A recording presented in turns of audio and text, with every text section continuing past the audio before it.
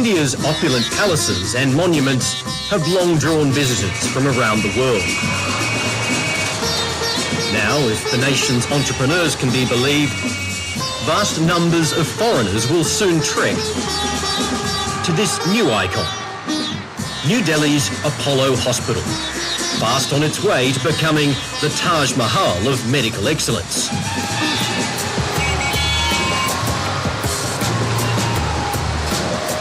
At its bustling entrance, the chaos of India's capital gives way to an oasis of calm and cleanliness.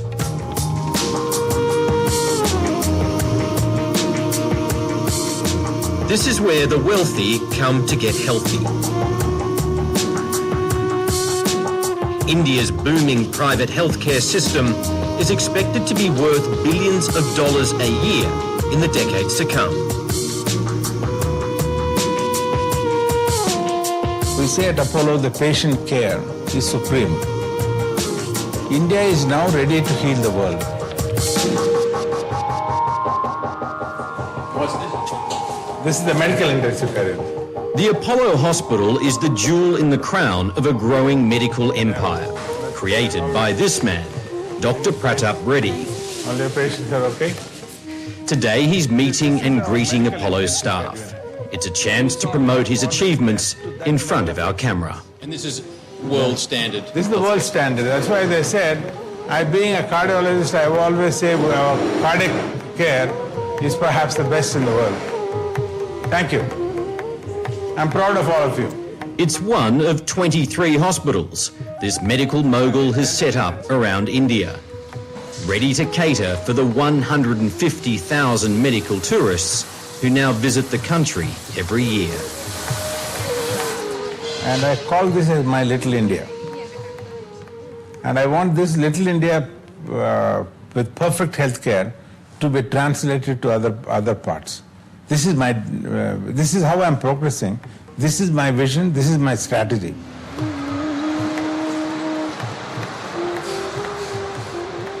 Dr. Reddy is also gripped by a vision of huge profits, with Apollo Inc. becoming the general hospital of the global village, for the rich of Africa and the Middle East, and for healthcare refugees fleeing the high costs of North America, Australia and Britain. Dr. Reddy believes that Apollo will become a medical mecca.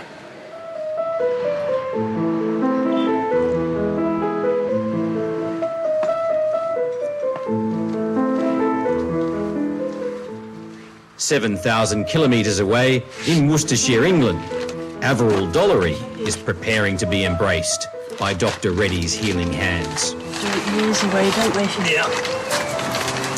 Take that geranium out. Yeah. Averil Dollery is barely able to walk. So excruciating is the pain in her back from a pinched spinal cord. For 13 years, she has been waiting in vain for Britain's National Health Service to fix her up. Oh, she's really in there, isn't she? It is. I mean, I've been on the books all these years, and no one will do it. And it was just, well, go away and take your tablets.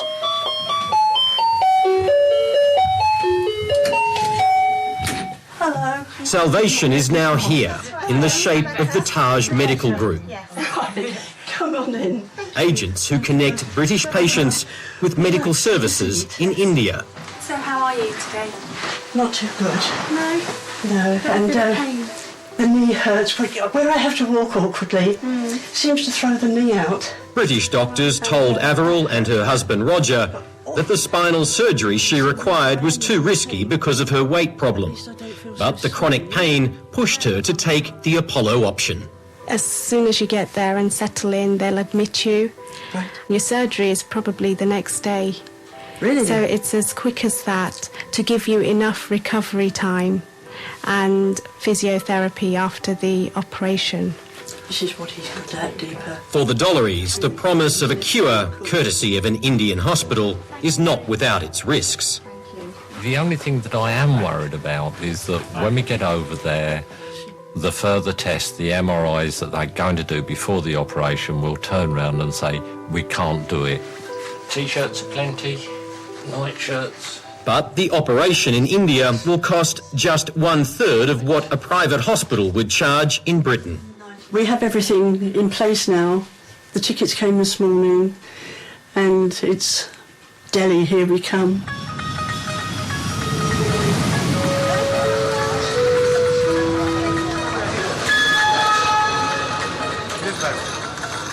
Three days later, Averill's odyssey begins. She's given priority treatment through customs and gets chauffeured through the night to her hospital.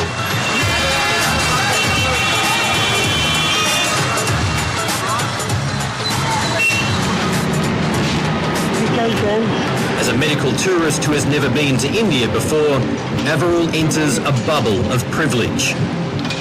It's a beautiful room. Sealed off from the reality of New Delhi's heat and poverty. If you have any pain, you let me know. Extensive tests will soon decide whether Apollo's doctors are prepared to perform an operation their colleagues in Britain wouldn't.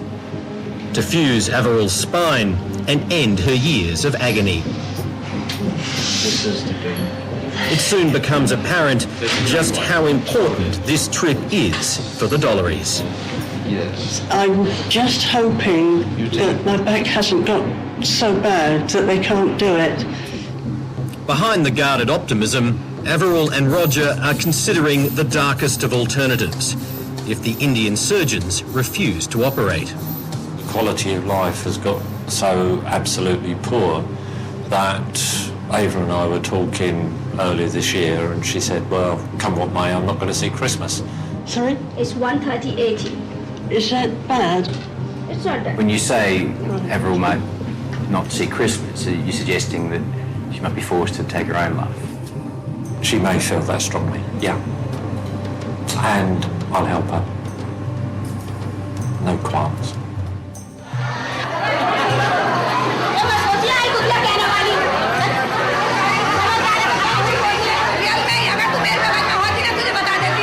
Life or death desperation is a daily reality for many millions of impoverished Indians. Just across town from Apollo is Lok Nayak, Delhi's biggest and busiest public hospital. Here, people queue all day just for a basic blood test. The sick and exhausted can wait days to see a doctor, and when they finally do, the appointment is over in seconds.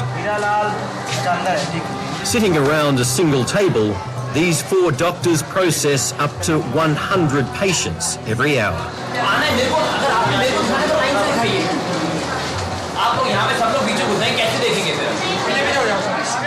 Perhaps nowhere else is the growing gulf between the world's rich and poor as stark as in India's health system. On the one side, there's a burgeoning private sector, servicing India's elites and an increasingly lucrative international clientele.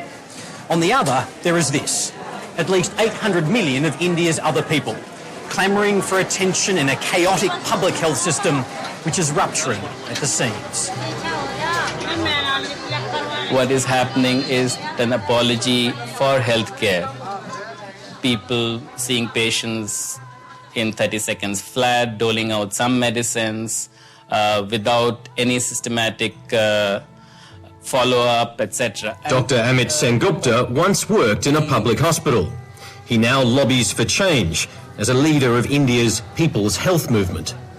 The hospitals in the cities are about the best that you see. So you can imagine what you'd see in the smaller cities and the villages, where actually primary healthcare centers go without doctors for months together. So it's really a situation where things are falling apart, and there has been in the last 15 years a virtual dismantling of the public healthcare system in the country. India has the world's second fastest growing economy. But since liberalisation began 15 years ago, government spending on public health has been slashed to less than 1% of GDP. Given a choice, I don't think anybody, Indian or foreigner, would go to a system like that. It's a situation that for most people is extremely distressing, especially in a situation where people are going there when they're sick and in need for care. Ram Swarup has spent 6.5 years, his son's whole life, trying to get young Inderjit's stomach repaired. पेड़ में टट्टी की जगह पेड़ में एक रास्ता बना रखा है। हमारे पास पैसा नहीं, हम इस बच्चे का इलाज नहीं करा पा रहे। अब इसका ऑपरेशन के लिए इसका पूरा भविष्य खराब हो रहा है। After 4 failed operations, Inderjit's intestine still excretes from his belly. इसके समय लगा था, हमारा कोई रोजी नहीं है, कोई कहीं कारोबार मिलता है, बच्चे की वजह से कोई हमारी कोई मदद करने वाला कोई नहीं। Today's visit to Lok Nayak brings no relief. The queues are too long. हम डॉक्टर का विश्वास चाहते हैं, हम इस बच्चे की जिंदगी चाहते हैं, हम इस बच्चे को पालना चाहते हैं, अपने हाथों से खुद पालना चाहते हैं। हम कहते इसका इलाज है, बहुत रोता है, स्कूल के लिए पढ़ाई के लिए भी रोता है, इसको मम्मी की याद नहीं आती, इसको बीमारी कोई नहीं, खाली इसका ऑपरेशन चाहिए। On the rare occasions Ram Swarup gets through to a doctor, the response is predictable. Doctor भी फोन टेस्ट, डॉक्टर कुछ नहीं करते, बच्चे को देखते फिर कहते जाओ, फिर 10 महीने बाद फिर बुलाते, फिर जाते फिर भेज देते, बस सही तरह ट्रीटमेंट नहीं हो रहा हमारे बच्चे। Operations in public hospitals can be brief and perfunctory affairs. In this surgery, a single doctor operates on 25 people in a 3-hour shift, and anaesthetics can be hit and miss. Because we have lots of patients, doctors are few. They have to do a lot of hard work, they have to see so many patients, they have to give treatment or surgery to number of patients. This is L4, L5, and there is severe constriction here. Back across town at Apollo, Averil continues to enjoy round-the-clock care. If you come down, this is totally blocked. And receives some good news. Her spine operation, though deemed dangerous, is going ahead. Everybody agreed that if we decompress this level, you should be able to do well, and your leg pain and back pain should go away. I hope your long wait is now over. Yes, it has been a long time, 10 years. I'm really so grateful to them that they are going to do it, because nobody in England is prepared to do it.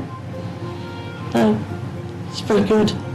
So, India's come to your rescue? They certainly have. The complex procedure lasts almost 3 hours. And it's a success. How are you feeling this morning? Very painful. Where? The site of the wound, I suppose. Right. Yeah. Avril is on her way to being cured. It's a great outcome for Avril and Roger. As far as they're concerned, it's money well spent. And a kind of indirect foreign aid. Could actually sit. India is selling medical services at the moment. I'm a customer for medical services, so indirectly, in a very small way, hopefully, I'm helping to provide medical services for the rest of the population. But is this really true? India is home to 40% of the world's poor, and yet has one of the world's most privatised health systems. A system simply beyond the reach of most Indians. And it's India's confusion between the notions of public and private healthcare that has thrown a dark shadow over the otherwise compelling success story of Apollo. For rents of just 3 cents a year and other generous government subsidies, Dr. Reddy's hospital is supposed to surrender 30% of its beds absolutely free to India's poor. Whether that's happening or not has been a subject of intense public debate. While we film at Apollo, the hospital's American managing director, Anne-Marie Moncourt, makes a startling revelation. Before a visiting delegation of Danish medical professionals, she admits that the administration of the hospital's service for the poor is openly abused. I would be dishonest and misleading if I didn't say that politics sometimes enters the equation. So sometimes you have patients in the government-sponsored side that drive up in their Mercedes. I like to believe, and if you walk through the unit, that the majority of the patients there truly are there because of need-based, because it is a general ward setting. It's an admission that comes as no surprise to Justice Abdul Sattar Qureshi. He led a recent government inquiry into Delhi's private hospitals, including Apollo. From the records that I found, the people who were admitted in those beds which were meant to be for free treatment to the poor, most of them appear to be the friends, relatives, and other persons recommended by the politicians and highly placed bureaucrats. Justice Qureshi says that Delhi's private hospitals are driven by greed and self-interest.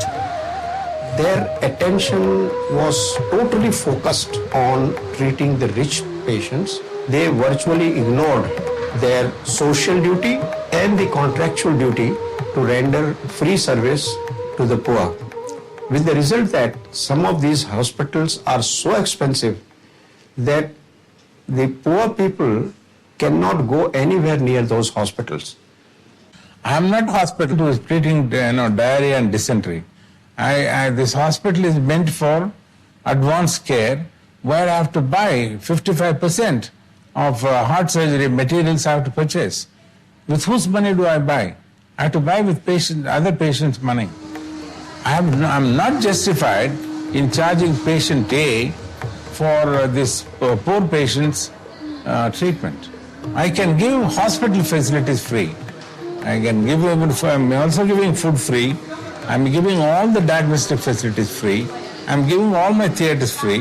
ICC is free. Everything is free. But they have to pay for what I have to buy, but I cannot buy out of another patient's money. So in that sense, you can't actually offer the poor fully free services? Yeah, the government should pay for it. Dr. Reddy invites us to view the special ward for the poor at his hospital. Patients are not ready, so we cannot shoot any day. His staff proved to be less enthusiastic. Banned from filming the ward, we use a concealed camera. So when we spoke to Dr. Pradip Reddy, he's the boss, he said we could film in the free ward, and we just want to... We don't do it, because it's a very sensitive subject. The free ward is run by the Delhi government. They are partners here. Right. And that can get nasty and dicey. Just why the hospital is so sensitive about the poor ward becomes only too apparent. One thing notice over here, excuse me, sorry, doctor. Yes. So there's a lot of empty beds. In the central ward, 1 patient and 11 empty beds. But it's mostly empty. Yeah. The hospital public relations officer is at pains to point out that it's not Apollo's fault. It's not that you just walk into the hospital and you say that you're poor and you're entitled to a bed. No. You have to get the letter from the Delhi government. From the Delhi government? Delhi government, Not from another hospital just saying? No. Other hospital, but it's facilitated by the Delhi government. Yeah, but it's the Delhi government will have the final say. And is it a problem, you think? There's a lot of empty beds and a lot of people who need them. Certainly, if they come, we will take care. We don't have to put any bias or like that. But they have to be able to read, get the right documents, give them to the Delhi government, get permission from the Delhi government, and only then they'll get free beds in this hospital. I've created that facility. If they are not using it, I am not at fault. But the media makes big out of nothing. Very few people are likely to know that you can, if you're poor and you can't pay, you can actually go to Apollo to get treated. Why? That's because the Delhi government has not sort of made this public, has not made an effort to really pick up, quote-unquote, deserving candidates of those who should get treated at Apollo.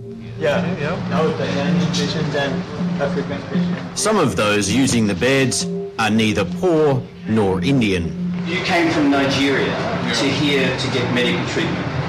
Yes, I have a kidney failure. Kidney failure.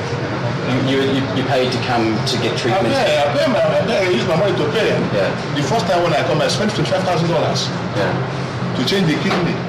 If he appears to be one of the lucky ones, it's not quite the case. The kidney transplant has failed. Now, they asked me to come back for check-up after 3 months. Right.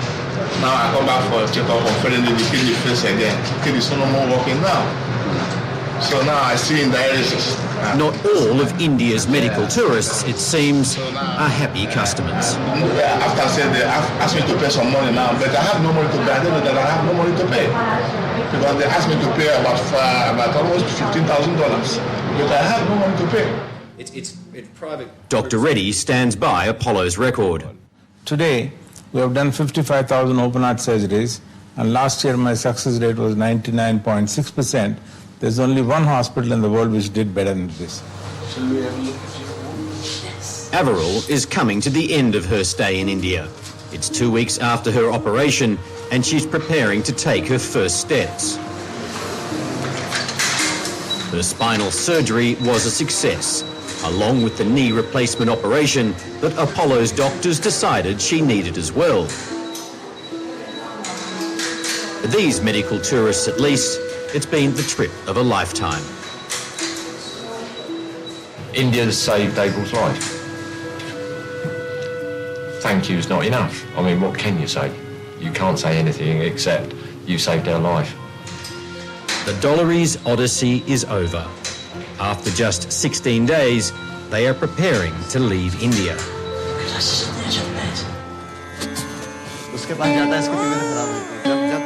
For Ram Saurabh and his son, Apollo's medical marvels are nothing but a fantasy. हमारे पास इतना पैसा नहीं है खर्च हम सकते हैं हमारे पास इतना जाने के लिए पैसा नहीं है बहुत पैसा चाहिए खोलने के लिए तो हमारे पास पैसा नहीं हमारे भी सहायता करने वाला कोई नहीं है नाम के अस्पताल गरीब को कोई मदद नहीं करता The endless visits to the public hospitals and the interminable waiting looks set to continue. India may be ready to heal the world, but the majority of its own people remain at the back of the queue.